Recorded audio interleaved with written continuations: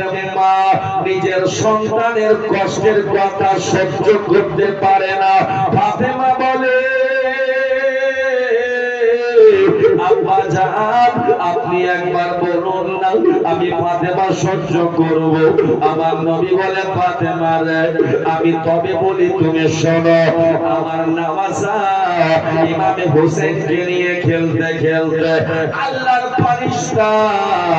ফারিস্তাদের সর্দার হযরতে জিবরিল আমিন আমার কাছে এসে আমার কানে কানে বলতে লাগলো, ইয়া রাসূলুল্লাহ ইয়া হাবিবাল্লাহ, ওগো আল্লাহর নবী, ইয়া রাসূলুল্লাহ আপনার নামাজা যাকে নিয়ে আপনি আনন্দ করছেন, যাকে নিয়ে আপনি খুশি করছেন, ওগো নবী আপনার নামাজা ইমামে হোসেন একদিন কারবালার ময়দানে আপনার উম্মতের কারণে শহীদ হয়ে যাবে।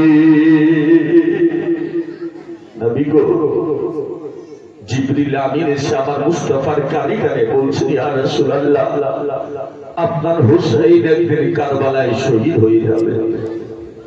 আমার নবী বলছে, ফাতেমা এই কথা শোনার পরে আমি নবী আমার চোখের পানিগুলো টলটল করে পড়তে লাগলো।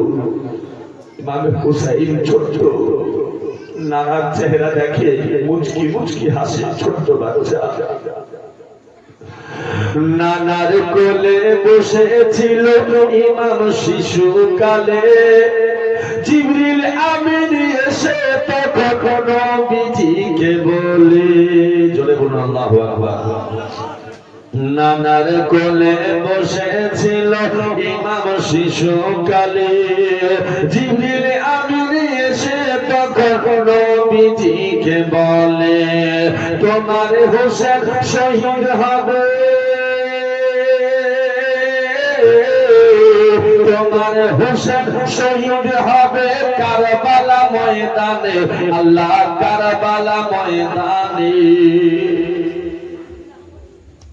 জিবরিল আমিন এসে বললেন, আমার মুস্তাফা ফাতেমাকে বললেন, ফাতেমা তোমার ছেলের বয়স যেদিন 55 বছর 5 মাস 5 দিন হয়ে যাবে, মহরম চাঁদের 10 তারিখে শুক্রবারের দিন কারবালার ময়দানে আমার কলমা পড়নেওয়ালার হাত দ্বারা কুরবানি ও শহীদ হয়ে যাবে।